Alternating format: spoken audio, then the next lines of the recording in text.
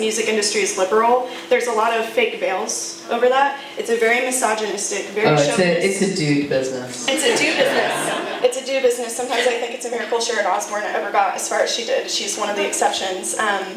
And I wonder how you, as a woman, when you're constantly coming up against this pushback, because not only are you doing something unpopular with the hierarchy, the powers that be in this, but you're also a woman doing this. And I don't know if that's something that's come up for you. So, yeah, that's a great question. Yeah. You can hang up here, or you can go back down. But I think the thing I would love to share is a film that I would love you to see.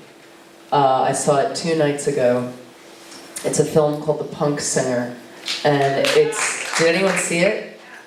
Okay, it's a film, it's a documentary about Kathleen Hanna. In 2005, she quit her band, stopped a tour short, and just said, I'm finished with music, I can't do this anymore. I'm done, I've said everything I have to say. And she talks about this in the documentary. She wasn't done, she was sick. She had undiagnosed Lyme disease for like 6 years, and it was eating her body.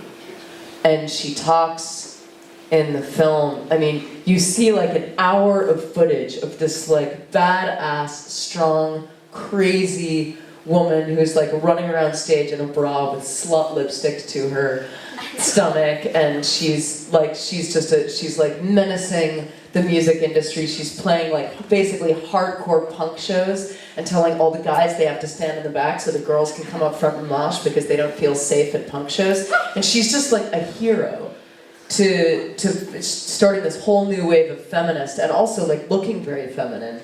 And basically I saw a lot of myself in her. She was just like, I'm just gonna do this the way I want it.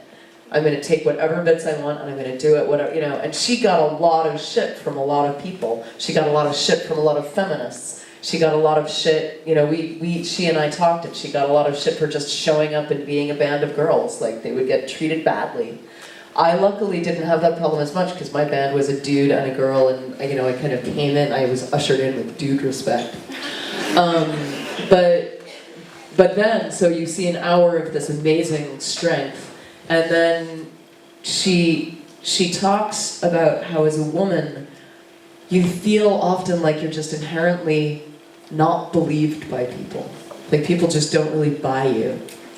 And she felt that, you know, she'd come all this way as a feminist, but when it came to her life and her body and being sick, she didn't want to, you know, cosmically let everybody down, and she had that inner fear that people just wouldn't believe her, that she was sick. And I was watching the film with Neil, he was sitting there, and I was just like,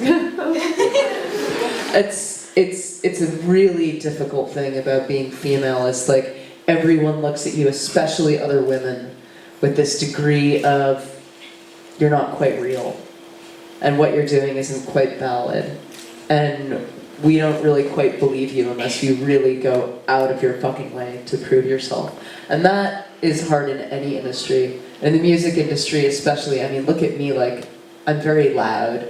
I started out very loud, but as I've traced it back, that's what a lot of it is about. It's like, really, like, take me seriously, I will be as loud as possible. And, you know, that leads to vocal surgery.